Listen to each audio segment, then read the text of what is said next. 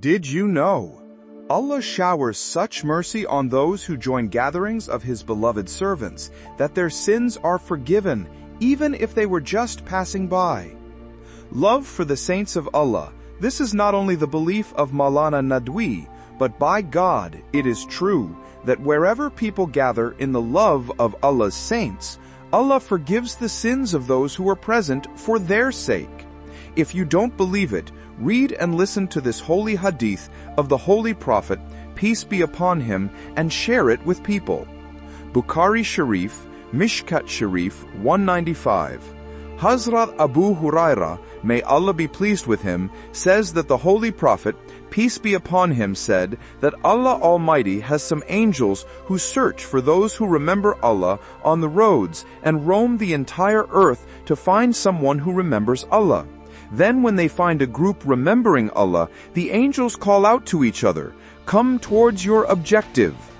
Those people who they were searching for, when they found them, they would smile and say, "These are the people who are remembering Allah, who are sitting in the remembrance of Allah." The Holy Prophet, peace be upon him, said that Allah has some angels who are searching for those who remember Allah on the roads and roam the entire earth to find someone who remembers Allah. Then when they find a group remembering Allah, the angels call out to each other, "Come towards your objective." So they come and sit on the edge of the assembly. Then they asked their companions, "Where are you going?" "We are going to an assembly of people remembering Allah." So they go and sit with them. The angels then rise up to the heavens, and Allah asks them, though He knows best, "What are my servants doing?" The angels reply, "They were praising you, glorifying you, and remembering your names." Allah then says, "I will forgive them for the sake of these people, as they were remembering me." In this way, Allah forgives the sins of those who are with them. Then He says to the angels, "I have forgiven their sins for the sake of these people." The angels reply, "O Allah, there was one person among them who was not remembering you, but was just passing by." Allah says, "I will forgive him too, for those who are in this assembly are such that no one among them will be deprived.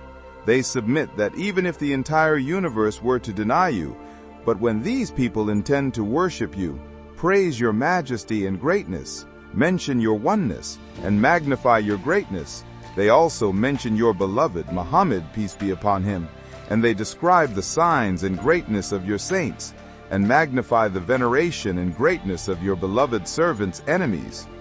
Then Allah Almighty asks, "O angels, these servants were mentioning me and my beloved. What were they asking for from me? What did they desire? What was their request?" The angels submit, "O Lord, they were mentioning your majesty, so they are asking you for your paradise." Then Allah Almighty asks, "Have they seen paradise?" The angels submit, "By your honor, O Lord, they have never seen it." Then Allah Almighty says, "Look at my throne and that paradise. These people, they have seen my paradise, my blessings, my heavens, my blessings, my heavenly people, the heavenly atmosphere, the heavenly life, the height of paradise, the length of paradise, the beauty of paradise, the perfection of paradise, the adornment of paradise, the gardens of paradise, the oceans of paradise, and the bright rivers of paradise."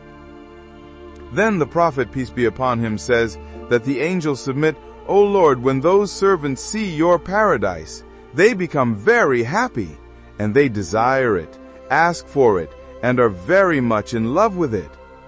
Allah Almighty asks, "Okay, O angels, tell me what is the most important thing they are asking for?" The angels submit, "O Lord, it is because your servants are asking for your protection from the fire of hell, which is going to be the punishment of the day of judgment." Then Allah Almighty asks, "O angels, have they also seen the fire of hell?" The angels submit, "By your essence they have never seen it." Then Allah Almighty says, "O angels, those servants are my servants, and they are my servants. They will be kept away from hell. They will live in paradise forever, and will rest and never stop smiling."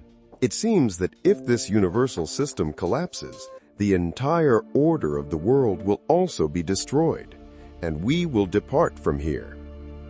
If the signs of the final hour become apparent, then such a condition will prevail in the world as well.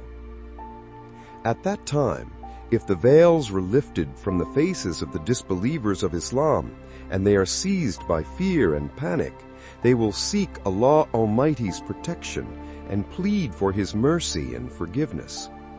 Then all sinners, wrongdoers, and liars will be presented one by one.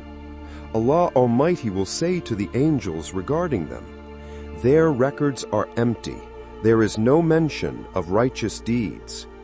The angel will reply, "This person was among those who remembered Allah, and was also among those who listened to the remembrance, and he was headed for that very work. On the way, he will have to cross the bridge of Sirat as swiftly as lightning, trembling with fear, avoiding small pits, and finally entering the mercy of Allah Almighty. The angels will be commanded to forgive these people as well, and grant them entry into paradise, standing in honor of the righteous and escorting them. By Allah's oath, this is the truth, and the reality is that Allah Almighty forgives even the greatest sins if the servant sincerely repents and turns back to Him. The Messenger of Allah sallallahu alaihi wasallam said, "Treat your family members well, so that Allah Almighty will treat you well." And he prayed, "O Allah, teach us the lesson of love and loyalty. Guide us to justice and mercy.